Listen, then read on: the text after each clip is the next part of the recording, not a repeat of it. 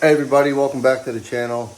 On my last video, I asked in the video what you guys wanted to see in the next video, and someone posted that they wanted to, kind of hear my story, what got me into keeping, why I keep, what I keep, and all that. So I figured that might be a pretty cool video for today. So we're gonna go ahead and I'm gonna tell you guys what got me into keeping snakes and all that stuff while I, show some snakes, do some cage maintenance. Just kind of walk around the room and talk, kind of vlog style like last time. So hope you guys stick around for the video, and we'll talk to you in a minute.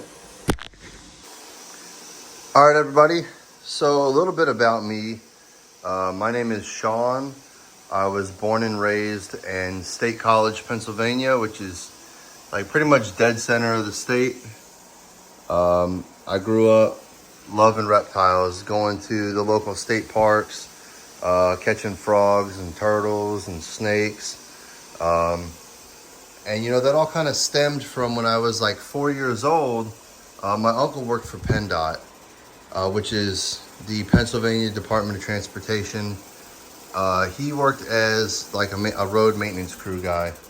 And basically he would go around and like on job sites, he would find like little baby snakes or little snakes. And then he showed me one time when I was like 4 or 5. And I according to my parents and stuff, I loved this thing. And I begged them to take it home. And then, they obviously said yes. I think it was like baby garter snake or something. And then, that just kind of stemmed from there. And yeah, I just I love snakes after that. And then, that kind of translated into when I was younger. Every time my uncle would find a snake out on a job site or something, he would text my parents and, we'd go meet up with them. They lived like about 45 minutes to an hour away. And we'd go meet up with them and he would give it to me and then I would take it home and I'd put it in a little 10-gallon aquarium or like a little plastic shoebox or something. And yeah, mainly it was like that until, I started becoming a little older. And then I had friends named Bucky and Tyler. And then honestly, Bucky was the first one. Him and I kind of lost touch over the years, but Bucky and I and his dad at the time, we would go and drive us around to all these like state parks, and we'd like flip over boats and rocks, and we'd spend like all the days throughout the summer finding snakes. And so that really kind of got me hooked into it. And then he also, Bucky's dad would take us down to the Hamburg Reptile Expo, and we'd go look around there. And then Bucky was buying all kinds of snakes. He had way more than me. I had a few at my house, but my parents were still pretty strict on like what I could keep and how much I could keep. But Bucky's dad really let him kind of do whatever, and so he got some venomous stuff and some non-venomous stuff. Like I remember I was like, I think we were like 11 or 12, and he had a false water cobra that was like 4 feet long, and that thing was like, we thought that was the coolest thing in the world. And then that kind of translated to him getting some venomous snakes in the future. And then when I was 14 or 15, I think I was 14, we were up at my I was up at my cabin, and I must have been 15 because I had my permit. I drove out to my cabin with some friends, not Bucky or Tyler, but I drove out there with some friends, and we were like kind of just like hanging out at the cabin for a little bit, doing some things we shouldn't have been doing. So, my parents didn't know about it. We kind of snuck out there. And yeah, anyways, we were out walking around the cabin, and I found a, probably maybe a little bigger than this here. But it's a timber rattlesnake baby. And, I was like, oh, that's so cool. And I caught it. And, I ended up deciding I was going to take it home. It was definitely smaller, a little smaller than this. but bigger than this guy. It was a little bit bigger than this because it was a black phase. It had already transitioned its color over to being black instead of being in this like neonate transition stage. But yeah, anyways, so I took it and I brought it home and I put it in a little shoebox, and it only had like 2 or 3 rattles on it. Like, it was pretty small, so it wasn't really loud. And I brought it home and I just like kept it in there. Like, I put it under my bed and like I kept it in my closet. Like, it didn't have any heat bulbs or anything like that. And you know, I tried to feed it some pinkies and stuff, but like it wouldn't eat. And you know, obviously it didn't have the correct setup. So anyways, a couple weeks later, I ended up taking it back and releasing it, and it was fine. And then you know, I went and my other friend went down to the Hamburg at Reptile Expo. I think I was like 17 probably at the time. And at this point, you know, I had been, ever since I caught that rattlesnake, you know, I've been going up to my cabin and a few other local spots that are local in PA. Sorry, that just sounded really dumb. Local spots like in my area where there was some more timber rattlesnake dens. And you know, I was catching them and looking at them, and so that's kind of what I've been doing ever since I was like 14 or 15. But anyways, then like when I was 17, I went to the Hamburg Reptile Expo, and there's a guy who, he still vends today. He's a big importer. He just sells a lot of wild caught stuff and a lot of imported stuff. And I won't go and say his name here because you know, I'm not a name dropper. That's not what I do. But anyways, I was like 17 and I bought a Gaboon Viper off him for like $50. It was like $50 or like $75. I forget exactly which. And that was my first exotic venomous snake I ever caught. And then after that, you know, I had that for a little while, and then I ended up giving it to a friend. And then that's kind of like where my partying stage kind of hit. I graduated high school. I went to college at the Pennsylvania College of Technology for automotive stuff for like a whole semester. And I kind of really didn't mess with any snakes. I didn't have any pet snakes for like a couple of years. And then I was not doing well in college, so I dropped out of college and was partying real hard for a few months. And then I just decided that like, I woke up one morning on my friend's couch because like I got into some fights with my parents, and so I wasn't staying at my parents' house. And then anyways, yeah, so I woke up one morning. I had no money in my pocket, so I walked down to the recruiter's office. I joined the military, and I was in the military until last December. So I did just over 16 years in the military. And in the time of the military, you know, I kept like the first couple of years, I really didn't keep anything because I was deploying a lot. I was always gone. I was always home. Like, I'd be home for 6 months, and then I'd be gone for 8 or 9 months, and then that's just kind of how it was for a while. And anyways, yeah, once I got to a little bit higher rank, probably in like the 2015-16 range, I started kind of getting back into the keeping snakes, and then it just kind of went from there, and I've been kind of doing it ever since. And so that's kind of how I got into keeping. The reason why is, I mean, I grew up loving snakes from the time I was 4 years old. And then, you know, the crocodile hunter, Steve Irwin, you know, I watched that show all the time. I wanted to be him. I wanted to be just like him. And so, yeah, that's kind of that's where it came from. And then it just turned into, I just have like a really, really crazy love for these things. So yeah, that's kind of my story. It's kind of a weird video, I guess. I don't really like to talk about myself too much. I usually just like to talk about the snakes and why I do it and how I do it. But yeah, so that's my story. And I love them. And then I grew up catching, big black timber rattlesnakes like this here. And that's just, I don't know, like a thick-bodied, big head with big fangs, and the crazy keeled scales. Like, that's always really appealed to me. So that's kind of why I prefer the vipers over elapids. That's why I prefer rattlesnakes over cobras. People have asked me, I have had cobras in the past, and there are a few species of cobras that I do want to get in the future. However, I'm not in a rush to get them. My thing is vipers.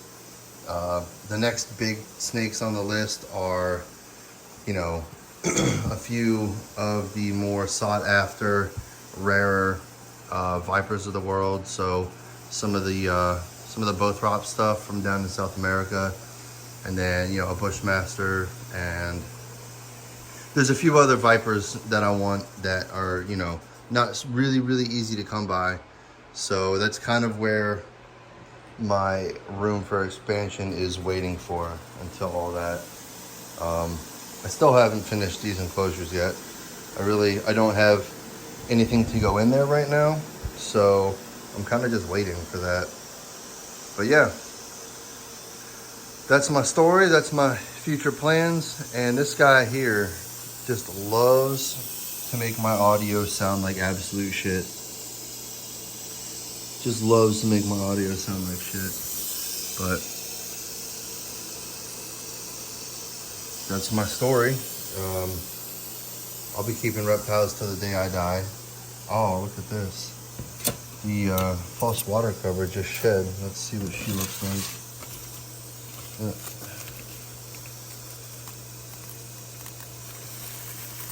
There's a nice full shed. It's how you know your temperatures and humidity and everything is correct when they shed perfectly. So we'll set this over here. We gotta get off of this video here in a minute and start doing some cage maintenance, but there she is. Let's set her water bowl down real quick. That's her. It's beautiful. It's beautiful and angry all the time. She's only angry in the cage. I'm saying that like that's being really dramatic. She's not angry. If I were to get her out, she'd be totally chill. But yeah, she gets angry in there. Let's see, lavender false water cobra. So I will close this up, clean out her water bowl, and then put it back in there here pretty soon. So yeah, if I'm gonna go ahead and wrap this video up. I got a lot of cage maintenance to get to. I'm sure I'll be filming it for you guys here in a second, but as far as me rambling and telling my story, that's kind of it for this video. If there's anything else you want to know, if there's anything else you'd like me to talk about, please let me know in the description below, in the comment section. I think one of the next videos I'm going to do is I'm going to talk about snake husbandry, handling, venomous snake care, and kind of like protocols, some do's and don'ts. There's just a lot of misinformation out there. There's just a lot of, for lack of a better term, bro science out there where, someone asks, hey, what's the best venomous snake? And their instant answer is, it's either a North American species that you can get anti-venom to, or it's, no venomous snake is a good first venomous snake and all this shit, which that's fine. And you know what? Like, I do somewhat agree with that. However, none of us that keep venomous snakes ever none of us were experts or even are experts, because the information is changing daily. We learn new things about these animals every single day. So if you think that you're just an expert and that you know everything and that you're going to try and preach down on someone else who wants to get into this. You're no good for the hobby or for this community. I'm just going to be blunt about it. You're no good. You're just egotistical and you're a hypocrite, because nobody who keeps venomous snakes knew what they were doing when they started doing it. Nobody. Not a single person. Unless you went and worked for a professional zoo, or, you got, trained by people who have been doing it for a really long time, you didn't know. I didn't know. You know what I mean? I was 15 years old. I found a rattlesnake out in the woods, and boom, here I am. I made mistakes over the years. I've had some close calls, but, thankfully I've never been bitten. So that's just something that I'm going to probably talk about here in the next video, because it's something that I get really passionate about. Is, I'm going to give out some good information for people so that it can be a good resource for people who are new to the hobby, who would like to get into keeping venom. I say the hobby, that's a really bad word. I mean, this is a passion. This isn't just a hobby. This is a passion.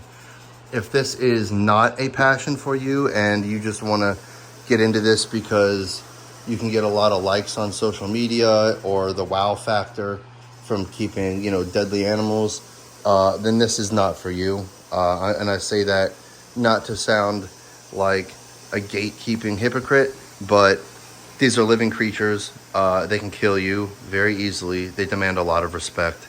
So if you're not insane, and it's not as easy as just throwing a snake in a cage and making sure they have water. You have to have, look at this room. This room is completely dedicated to these animals. The temperatures in here, it takes a lot of money to heat this. Electricity bills for 2 space heaters in one room. You got to be in here every day, every other day, cleaning up random poops and making sure water bowls stay clean and stuff like this. So it's definitely a passion. It's not a hobby. So I just wanted to throw that out there. But anyways, I want to make a video kind of going over all this stuff. So that way, if you're new, if you're looking to get into this, you want to keep venomous snakes, or even not just venomous snakes, maybe just, some of these larger, rarer, colubrids, or really any snakes. If you just want to get into keeping reptiles in general, I'm going to just make a video on some pointers from me. I'm not an expert by any means. I mean, I know what I'm doing. I've been doing this for a long time. So I caught my first snake when I was 14 or 15. I'm now 36. So, you do the math there. It's 21 years. But I don't consider myself an expert. I'm learning every day. I've had people that have been keeping venomous snakes for 6 months teach me things. And then I've also learned things from people who've been doing it for 40 years. So my point here is, which I'm just actually going to get all of that into the next video. But never stop learning. And the video I'm going to make about husbandry and keeping and some techniques, some protocols, some pointers, some tips and tricks, just some general advice. Even if you're brand new, if you're looking to get into it, or even if you've been doing it for a long time, because as I just said, I've learned stuff from guys who just started keeping venomous snakes 6 months ago. I've learned guys that are half my age. I've learned stuff from guys and girls, from people who are twice my age. So my point here is, don't shy away from good information just because you have more credentials than somebody, or you've been doing it longer than them, or whatever. You haven't been bit, or you have been bit, or whatever the case may be. Don't shy away from good information. Always be a sponge and soak that shit up so you can hear what they have to say. And then if it works for you, then use it. If it doesn't work for you, then don't use it. That's kind of the point I'm going to get into in my next video. Is there's so many different ways to do this. There are so many ways to heat reptiles. There's so many ways to keep your humidity good. There's so many ways to feed them. And a lot of people who do it differently have a ton of success. So there's more than one way to do it. And that's kind of what I'm going to get into in my next video. But yeah, I've been rambling way too long on this one already, so I'm gonna go ahead and wrap this thing up here, and I'll be back and see you guys soon. Thanks for sticking around and hearing my story, and I hope you see you guys on the next one. Please like, comment, and subscribe to the channel. Comment below on what video you want to see next. And consider going over to my Instagram, please. It's at @thedeathdaddy_. I would really appreciate that. I'm trying to get my followers up over on there. I was never really big into the social media thing, but I got some cool snakes and I like showing them to people. So that's kind of what it's about for me. You know, I'm already retired. I don't need to do it for money or anything like that. This is just a passion for me, and I enjoy showing them to other people. So if you would consider subscribing to my Instagram, I would appreciate that. Subscribe to the channel, leave me a like and a comment, and I will see you guys on the next one. Until then,